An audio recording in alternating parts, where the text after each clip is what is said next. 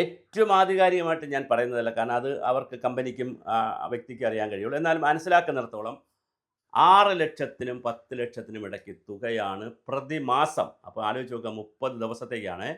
6,00,000 രൂപ മുതൽ 10,00,000 രൂപയ്ക്കകത്തുള്ള ഒരു എമൗണ്ടാണ് സുജയ പാർവതിക്ക് ഓഫർ കൊടുത്തിരിക്കുന്നത്. അത് ഒരുതരം വില കൊടുത്ത് വാങ്ങും പോലാണ്. മാത്രമല്ല 30 മാസത്തെ പണം അഡ്വാൻസായിട്ട് ബാങ്കിൽ ഇട്ട് കൊടുത്തിട്ടുണ്ട്. അപ്പോൾ അതിൻ്റെ പലിശയും മറ്റ് കാരണം മാറിപ്പോകാതിരിക്കാൻ വേണ്ടിയിട്ടാണ് കൂടെയാണ് ഒരു അഷുറൻസ് എന്നുള്ള നിലയിൽ. കൊച്ചിയിൽ ഫ്ലാറ്റ് എടുത്ത് കൊടുത്തിരിക്കുന്നു. ഇങ്ങനെ കൊച്ചിയിലാണല്ലോ അവരുടെ ആസ്ഥാനം, ഈ ബിഗ് ടി വിയുടെ. അപ്പോൾ ഇങ്ങനെ ഒരുപാട് സൗകര്യങ്ങൾ ചെയ്തു കൊടുത്തിരിക്കുന്നു. അതുപോലെ തന്നെ അപ്പോൾ ഓരോ ചാനലിൻ്റെ മേധാവികൾക്കും അല്ലെങ്കിൽ മേധാവികൾക്ക് അപ്പോൾ വലിയ പൈസയായിരിക്കും. ശ്രീകണ്ഠൻ നായരുടെ മകനാണ് 24-ൽ വെബ് ഭാഗം അല്ലെങ്കിൽ പിന്നെ അവരുടെ യൂട്യൂബ് പാർട്ട് നോക്കുന്നത്. അപ്പോൾ അദ്ദേഹത്തിന് വലിയ ശമ്പളമായിരിക്കും. അച്ഛന് വലിയ ശമ്പളമായി, ശ്രീകണ്ഠൻ നായർക്ക് വലിയ ശമ്പളമായിരിക്കും. ഈ സുജയ പാർവതിക്ക് ശമ്പളമായിരിക്കും. പക്ഷേ എൻ്റെ വിഷയം അതല്ല, നമ്മൾ ചർച്ച ചെയ്ത വിഷയം അതല്ല. സുജയ പാർവതി ബിഗ് ടി വിയുടെ ചീഫ് എഡിറ്ററായത് എം ജി രാധാകൃഷ്ണന് പിടിച്ചിട്ടില്ല. എം ജി രാധാകൃഷ്ണൻ എന്ന് പറയുന്ന പഴയ ഇവിടുത്തെ പിന്നെ നമ്മുടെ ഏഷ്യാനെറ്റിൻ്റെ വലിയ ഒരു അപ്പോസ്തലനായിരുന്നു. അദ്ദേഹം മനില എന്ന് പറയുന്ന ഒരു പെൺകുട്ടിയും ഒരു വനിതയുമായി ഒരു യൂട്യൂബ് ചാനലിൽ, ഞാൻ പേര് പറയുന്നില്ല, യൂട്യൂബ് ചാനലിൽ അത് ചിലപ്പോൾ വർഗപരമായിട്ട് ഒരു തർക്കത്തിലേക്ക് പോകും. അതുകൊണ്ട് ഒരു യൂട്യൂബ് ചാനലിൽ ഒരു ഇൻ്റർവ്യൂ നടത്തുന്നുണ്ട്. അപ്പോൾ അവരെ അസ്വസ്ഥപ്പെടും. അവർ പക്ക ഇടതുപക്ഷ തീവ്രവാദിയാണ്. ഇടതുപക്ഷമൊന്നുമല്ല, ഇടതുപക്ഷ തീവ്രവാദിയാണ്. അവർക്ക് സംഘപരിവാർ എന്ന് കേൾക്കുമ്പോൾ അവർക്ക് പ്രശ്നമാണ്. സംഘപരിവാറിൻ്റെ ഇന്ത്യൻ പ്രധാനമന്ത്രി Sangh Parivar, Indian vice president Sangh Parivar, president നേരിട്ട് സംഘപരിവാർ അല്ലെങ്കിലും BJP, ഇന്ത്യയിലെ 10-28 സംസ്ഥാനങ്ങളിൽ 4-5 സംസ്ഥാനങ്ങൾ ഒഴിച്ച് മുഴുവൻ സ്ഥലത്തും BJP സംഘപരിവാർ, കേരള ഗവർണർ സംഘപരിവാർ. അങ്ങനെ സംഘപരിവാറും BJPയാണ് രാജ്യം ഭരിക്കുന്നത്. പിന്നെ കുംഭമേള നടത്തുന്നത് അവർക്ക് ഇഷ്ടമല്ല. പിന്നെ മലപ്പുറത്ത് കുംഭമേള നടന്നത് ഒട്ടും ഇഷ്ടമല്ല. കുംഭമേളയല്ല, മലപ്പുറത്ത് മഹാമാഘം നടന്നത് ഇഷ്ടമല്ല. ഇതൊന്നും ഇഷ്ടമല്ല. വളരെ തീവ്രവാദമാണ്. പക്ഷേ അവരുടെ തീവ്രവാദവും ഇടതുപക്ഷവും ഒക്കെ നിന്നോട്ടെ, അവർക്ക് മാത്രമേ സ്വാതന്ത്ര്യമുള്ളൂ. വേറെ ആരും ഈ രാജ്യത്തൊന്നും ചെയ്യാൻ പാടില്ല. അവർ സ്വാതന്ത്ര്യത്തിൻ്റെ, ജനാധിപത്യത്തിൻ്റെ, മതേതരത്വത്തിൻ്റെ മൊത്തം കുത്തക എടുത്തിരിക്കുന്ന സംവിധാനത്തിലാണ് അവരുടെ സംസാരം കേട്ടാൽ. അത് അവരെ പ്രൊജക്റ്റ് ചെയ്യാനോ അവരെ എതിർക്കാനോ ഒന്നുമല്ല ഞാൻ പറയുന്നത്. പക്ഷേ എം ജി രാധാകൃഷ്ണൻ്റെ ഒരു ഇൻ്റർവ്യൂ കാണാൻ എനിക്കിടയായി. ഈ സുജയ പാർവതി, പേര് പറയുന്നില്ല, ഇപ്പോഴിതാ തുടങ്ങിയ ഒരു വലിയ ചാനൽ എന്ന് പറയുമ്പോൾ ബിഗ് ടി വി ആണെന്ന് എല്ലാവർക്കും മനസ്സിലാവുമല്ലോ, പേരുകൊണ്ട് ഒരു അപരനാമം പോലെ വലിയ ചാനലിൻ്റെ തലപ്പത്തൊരു വനിത വന്നിരിക്കുന്നു, അല്ല ഒരു ആൾ വന്നിരിക്കുന്നു. അവർ സംഘപരിവാറിൻ്റെ ആളാണ്. സംഘപരിവാറിൻ്റെ ആൾ ചീഫ് എഡിറ്ററായി വരുന്നത് കേരള രാഷ്ട്രീയത്തിൽ എന്തോ അശ്ലീലമാണെന്ന് ആ വനിത പറയുന്നു. ഉടനെ എം ജി രാധാകൃഷ്ണൻ അതിനെ സപ്പോർട്ട് ചെയ്തുകൊണ്ട് വർത്തമാനം പറയുന്നു. ഉളുപ്പ് വേണം രാധാകൃഷ്ണൻ സാറേ, ഉളുപ്പെന്ന് പറയുന്ന 3 അക്ഷരം താങ്കൾക്ക് വേണം. താങ്കൾ ദീർഘകാലം പ്രവർത്തിച്ചിരുന്ന ഏഷ്യാനെറ്റിൻ്റെ തലപ്പത്തുണ്ടായിരുന്നത് രാജീവ് ചന്ദ്രശേഖർ അല്ലേ? ഉള്ളതും രാജീവ് ചന്ദ്രശേഖർ അല്ലേ ഇപ്പോഴും? ആ രാജീവ് ചന്ദ്രശേഖർ BJP-കാരനല്ലേ?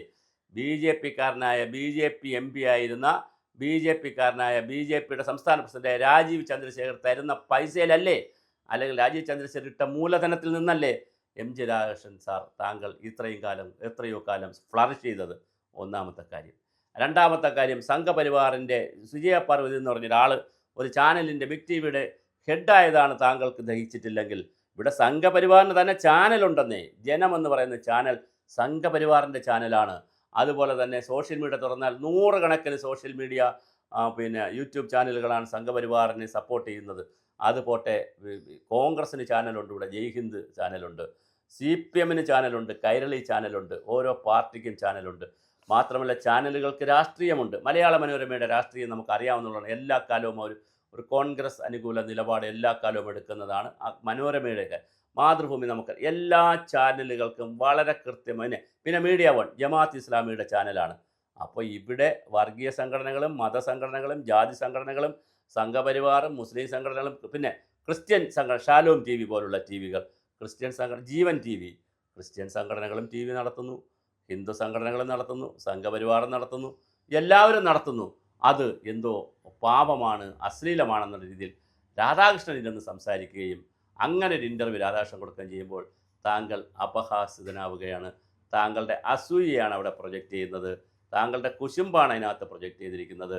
താങ്കൾ എന്താണ് പറയുന്നതെന്നറിയില്ല. കാരണം സംഘപരിവാറിന് തന്നെ അവിടെ ചാനലുണ്ട്. പിന്നെ അരുണ ഗോസ്വാമിയെക്കുറിച്ചൊക്കെ താങ്കൾ പറഞ്ഞിരിക്കുന്നു. ദേശീയ തലത്തിൽ ഏതോ ഒരുപാട് ചാനലുകൾ BJP അനുകൂലമായി പറയുന്നു. സ്വാഭാവികം, BJP അനുകൂലമായി പറയുന്ന ചാനലുകളുണ്ട്, കോൺഗ്രസ് അനുകൂലമായി പറയുന്ന ചാനലുകളുണ്ട്, ഇടതുപക്ഷത്തിന് അനുകൂലമായി പറയുന്ന ചാനലുകളുണ്ട്. അത് സ്വാഭാവികം. അല്ലാതെ നിഷ്പക്ഷമായ എന്ത് ചാനലാണുള്ളത്? ഏത് പക്ഷമാണുള്ളത്? ശശികുമാർ എന്ന് പറയുന്ന ഏഷ്യാനെറ്റ് തുടങ്ങിയ ശശികുമാർ ഇടതുപക്ഷക്കാരനായിരുന്നു. പറഞ്ഞ അദ്ദേഹം ഞാൻ ഇടതുപക്ഷക്കാരനാണെന്ന്, എനിക്കൊരു നിഷ്പക്ഷതയില്ല എന്ന് അദ്ദേഹം പരസ്യമായി പറഞ്ഞു. ഇവിടെ ആർക്കാണ് പക്ഷമില്ലാത്തത്? നിഷ്പക്ഷരാരാണ്? വെറുതെയാണ്. എല്ലാവർക്കും പക്ഷമുണ്ട്, എല്ലാവർക്കും അവരുടേതായ കാഴ്ചപ്പാടുണ്ട്. ചിലർക്ക് തീവ്രമായിട്ടുണ്ട്, ചിലർക്ക് തീവ്രത കുറഞ്ഞുണ്ട്, ചിലർക്ക് വളരെ കുറച്ചുണ്ട്, എല്ലാവർക്കും ഉണ്ട്.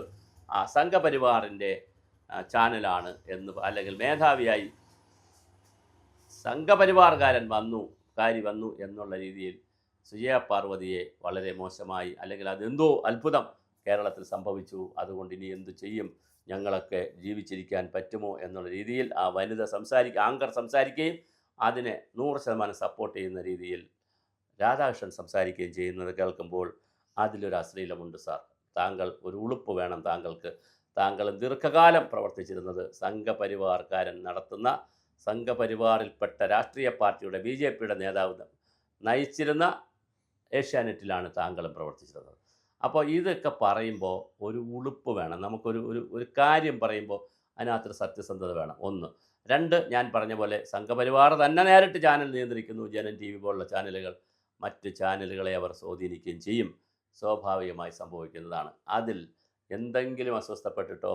പിന്നെ താങ്കൾ പറയുന്ന മറ്റൊരു കാര്യമാണ്, ചാനൽ ചർച്ചയ്ക്ക് വരുന്നവർ എല്ലാവരും ചർച്ചയ്ക്ക് താഴോട്ട് കമൻ്റ് ഇടുന്നവർ എല്ലാവരും ഏകപക്ഷീയമായി കമൻ്റ് ഇടുന്നു. കമൻ്റ് ഇടുന്നവരുടെ സ്വാതന്ത്ര്യമല്ലേ? ചിലപ്പോൾ ഒരു സംഘപരിവാറിന് ഗുണകരമായ ഒരു വാർത്തയാണെങ്കിൽ സംഘപരിവാറുകാരായിരിക്കും ഇടിച്ചു കയറി ഇടുന്നത്. ഇടതുപക്ഷത്തിന് ഗുണകരമായ ഒരു വാർത്തയാണ് ഇടതുപക്ഷക്കാരായിരിക്കും ഇടിച്ചു കയറി ഇടുന്നത്. കോൺഗ്രസ് അനുകൂലമായ ഒരു വാർത്ത വന്നാൽ അവരിടിച്ചു കയറി ഇടും. അത് സ്വാഭാവികമല്ലേ? അവരവരുടെ ഫോൾഡറുകളിൽ അയക്കുകയും ഇടുകയും ചെയ്യും. അതൊക്കെ വലിയൊരു വിഷയമാക്കി വച്ചുകൊണ്ട് ചാനൽ അസൂയ എന്ന് പറയുന്ന ഒരു മരുന്ന് ഇല്ലാത്ത ഒരു സാധനമാണത്. താങ്കൾ പിന്നെ കഴിഞ്ഞ ദിവസം ഇതേ ചാനലിൽ തന്നെ ഇതിൻ്റെ ബാക്കി പല ഷോർട്ടായിട്ട് വന്നതാണ്. താങ്കൾ ഇരുന്ന് പറയുന്ന കേട്ടു, ഇവിടെ പെർഫോമർമാർക്കാണ് അവസരം കൊടുക്കുന്നത്, അല്ലാത്തവർക്കൊന്നും ഒരു അവസരമില്ല. ശരിയാണ്, കാലത്തിനനുസരിച്ച് കാര്യങ്ങൾ മാറില്ലേ ശ്രീ M.K. രാധാകൃഷ്ണൻ അവർകളെ? തീർച്ചയായിട്ടും മാറും. പഴയ കാലത്തിനനുസരിച്ചല്ല പുതിയ കാലം പോകുന്നത്, ഇനിയും മാറും. അതിൽ അസ്വസ്ഥപ്പെട്ടിട്ടോ പറഞ്ഞിട്ടോ കാര്യമില്ല. എൻ്റെ വിഷയം താങ്കളുടെ അസ്വസ്ഥത മനസ്സിലാക്കും. പക്ഷേ താങ്കൾ ഇതിൻ്റെ അന്നം കഴിച്ചതിന് ശേഷം അസ്വസ്ഥപ്പെടുമ്പോൾ അതിലൊരു സുഖവുമില്ല. പിന്നെ താങ്കൾ പറയുന്നത് വളരെ ഇമ്പാർഷ്യലായിട്ടല്ല പറയുന്നത്, ഒരു പാർഷ്യൽ ടോക്കാണത്. കാരണം ഇവിടെ ആൾറെഡി സംഘപരിവാറിന് ചാനലുണ്ടെന്നേ. ഇവിടെ കോൺഗ്രസിന് ചാനലുണ്ട്, കമ്മ്യൂണിസ്റ്റുകാർക്ക് ചാനലുണ്ട്, ജമാഅത്ത് ഇസ്ലാമിക് ചാനലുണ്ട്, ക്രിസ്ത്യാനികൾക്കുണ്ട്. സകല പേർക്കും ചാനലുള്ള സാഹചര്യത്തിൽ, സകല പേരും ചാനലുകൾ വഴി കാര്യങ്ങൾ പ്രൊമോട്ട് ചെയ്യുന്ന സാഹചര്യത്തിൽ താങ്കൾ ബിഗ് TV തുടങ്ങിയതിനെയും ബിഗ് TVയിലെ സുജയ പാർവതി പോയതിനെയും അവർ ചീഫ് എഡിറ്റർ ആയതിനെയും മാത്രം താങ്കൾ ചോദ്യം ചെയ്ത് സംഘപരിവാർ എന്നൊക്കെ പറയുമ്പോൾ അതൊരു ഒരു ഒരു പൊരുത്തക്കേട് എവിടെയൊക്കെയോ രാധാകൃഷ്ണൻ മാഷയെ കാണുന്നു. താങ്കളിൽ നിന്നിത് പ്രതീക്ഷിക്കുന്നില്ല.